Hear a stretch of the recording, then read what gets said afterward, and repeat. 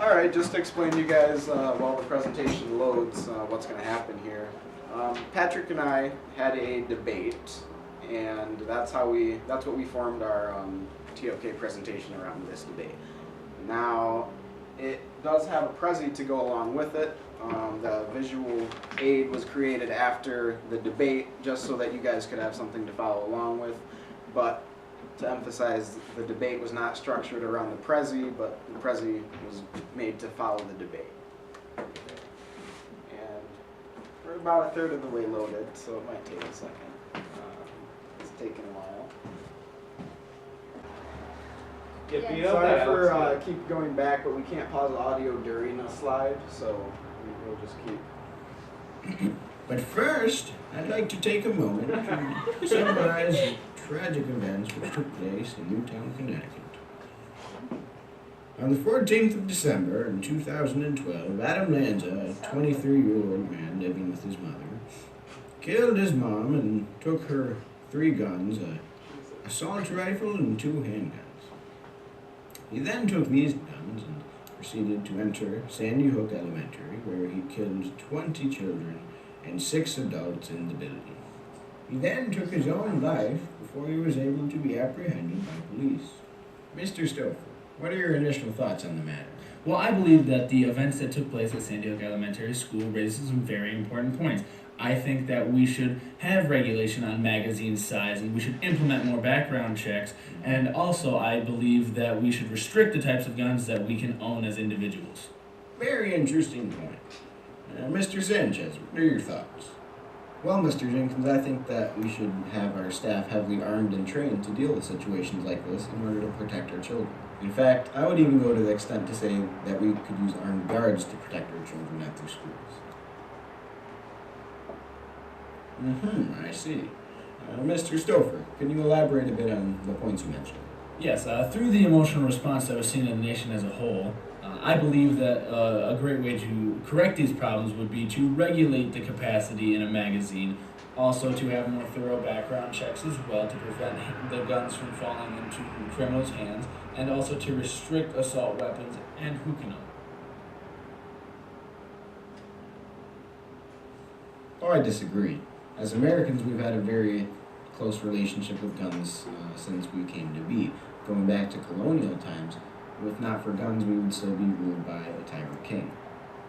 Guns allowed us the opportunity to fight back against the British during a time where they had military superiority. Persons having individual rights to guns allowed us to fight against the king and to win our freedom. When creating the Constitution, our founding fathers also had the people's best interest at heart when creating the Second Amendment, which claims that all people have the right to bear arms. Interesting stance, Mr. Sanchez. You brought up the Second Amendment. Let's discuss the semantics of that. Mr. Stouffer, why don't we start us off? Well, I believe that a well-regulated militia and the right of the people to keep and bear arms mean one and the same thing. I think that the people and the individuals create the militia, and it is not the individuals who have the right to keep and bear arms, but rather the militia, which is created by the individuals, has the right to keep and bear arms. Oh, I disagree completely. I think that, obviously, separated by a comma, those are 2 completely separate clauses in the Second Amendment.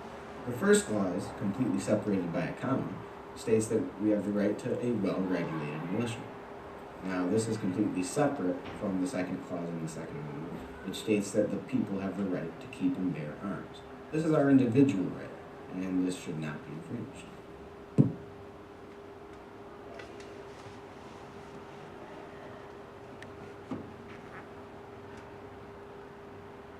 I think this brings us to our debate's overarching question. To what extent is the Newtown, Connecticut school shooting justification for the regulation of magazine size, the implementation of background checks, and the restriction on assault weapon ownership? Or would this unreasonably violate our Second Amendment rights?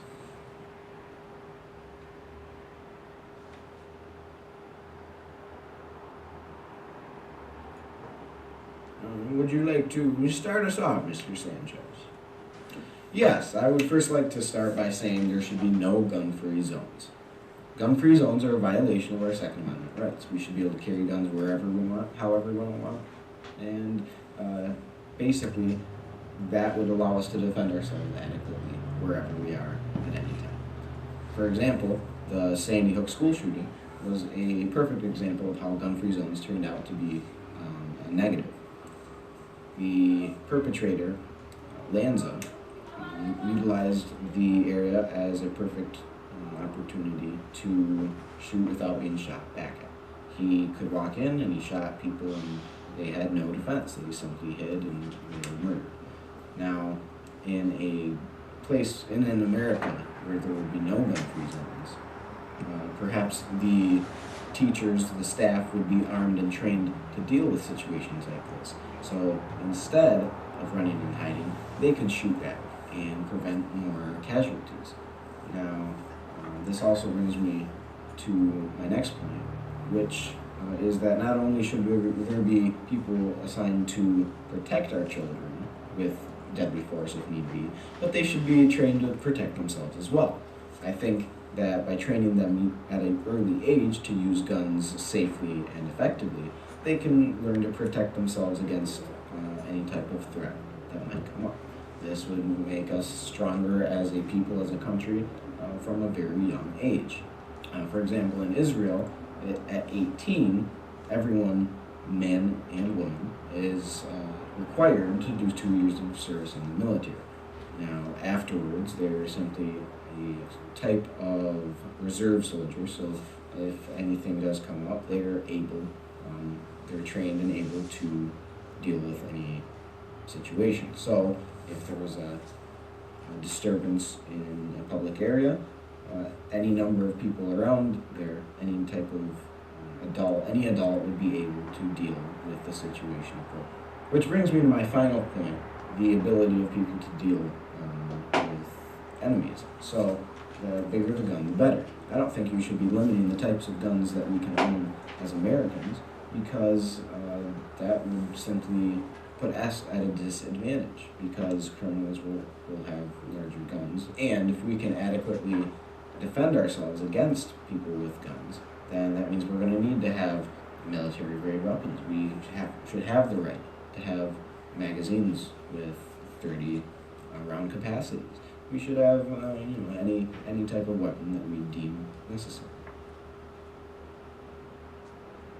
Well, Mr. Sanchez, I'm going to have to stop you right there. The claims that you're making are absolutely preposterous. I feel as if we were to have no gun-free zones, it would only create a more dangerous situation within America. We would definitely have our firearms being misused all over the place. This brings me to my first point, that we should limit magazine size. I feel as if we should start with magazine size at 10. What am I saying? I feel we should have a 1-round maximum in our magazines. Not only would this help to protect our people, but this would also make anyone who is using their firearm far more thoughtful about how they're to use their ammunition. I also feel that we should have more thorough background checks. We should check people's mothers, check their mothers' mothers, check their kids to see for any instabilities, check their neighbors, why not? Just to see how their neighbors are, if their neighbors are dangerous, if their neighbors perhaps might even break into their homes, steal their weapons. I think that we should prevent any firearms from falling into the wrong hands or into any criminals by having these thorough background checks.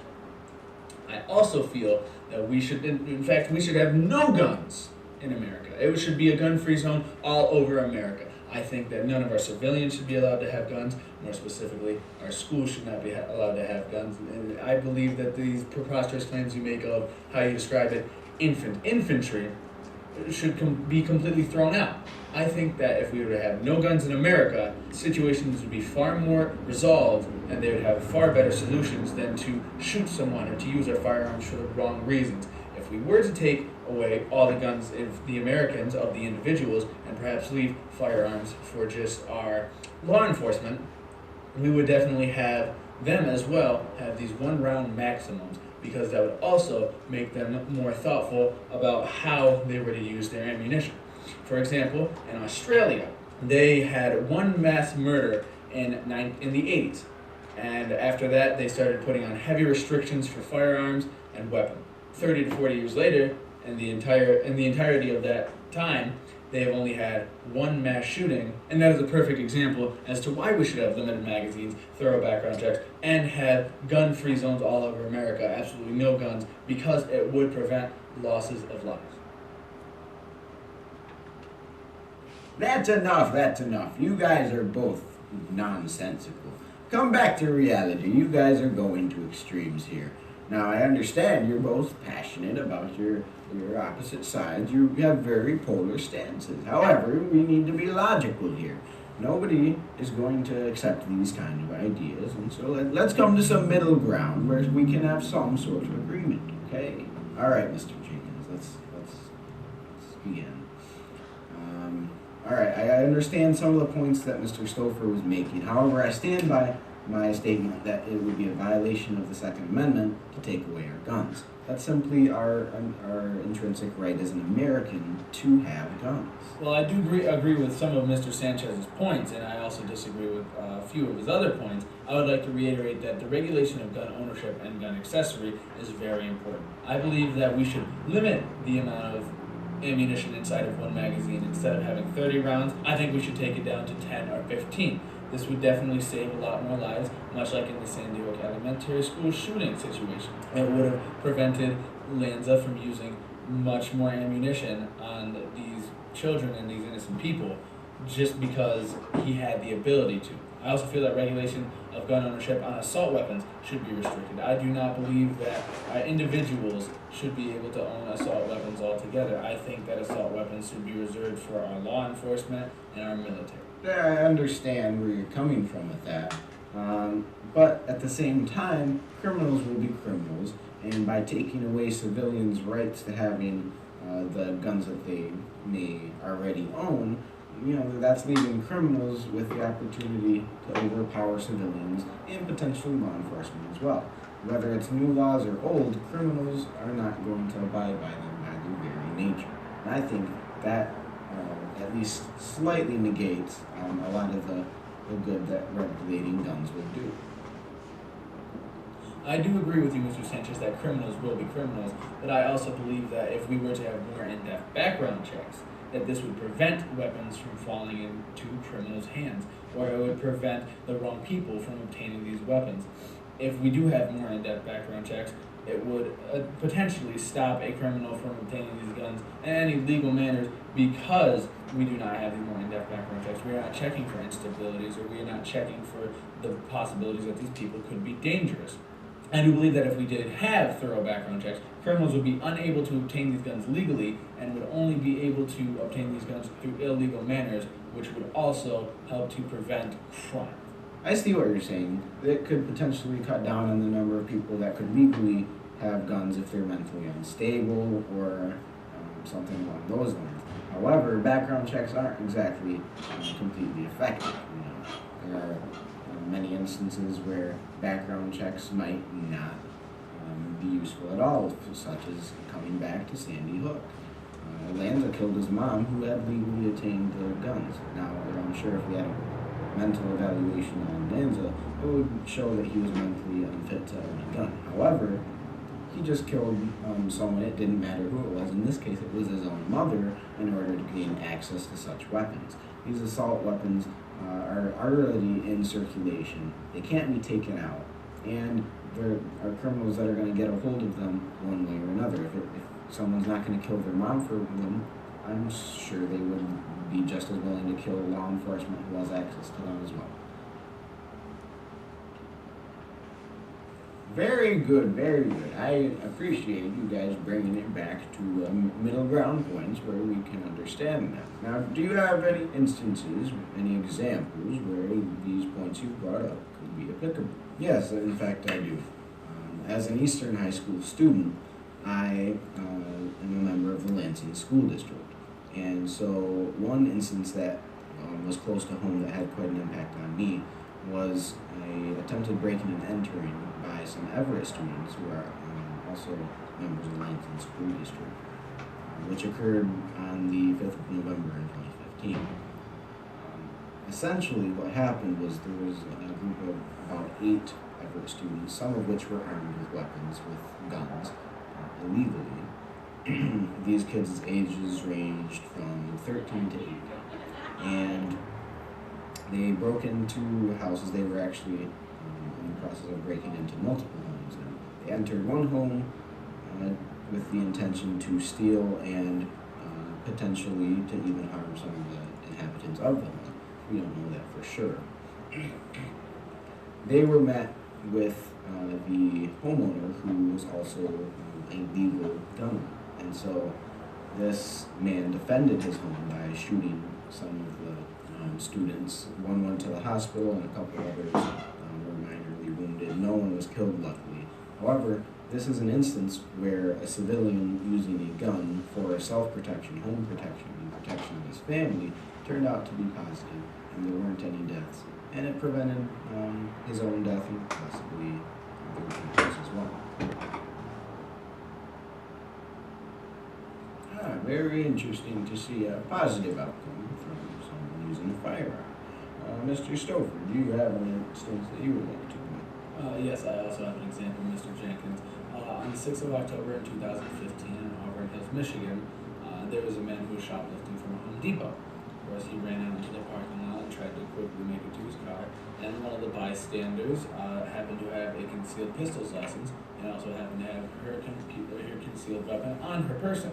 She took it upon herself to try to defend herself or perhaps any other innocent bystander as well. Even though there was no danger, the shoplifter did not have any weapons, and so at this point the woman decided to fire a few shots at the man, and this created more danger, only for the fact that if one of those bullets had hit someone, it would have harmed someone rather than someone in the situation not being harmed, and ultimately that concealed weapon had created a more dangerous situation rather than helping the situation. An interesting example as well. Well, gentlemen, that will be the end of our discussion today. I would like everyone to thank Mr. Patrick Stouffer and Luciano Sanchez for being our guests today. Please join us all next week for our next debate on politics. Yes. I love your moderator. Thank you. Now, to summarize what happened during this debate, I'm just going to walk you through it and point visually to what happened. We used a real-life situation here, and we looked at it from a couple different perspectives. We looked at it through emotion, and through memory, and through language. And these, you can see, we're at the top, we're in the real world, and the bottom, we're in the TOK world. Language is right on the border between the two, where we see that it can be interpreted different ways, and it essentially brings us into the TOK world, where we discuss our different sides. At first, they're very polar and extreme, but once they're moderated a little bit, they come to some middle ground arguments that can be argued logically. And then these are the ideas that we use to argue two more real-life situations that we thought express the two possible different types of outcomes that can occur when civilians can own guns. I love the structure. Yeah, That was really nicely done. this is pretty good. The other comment I have,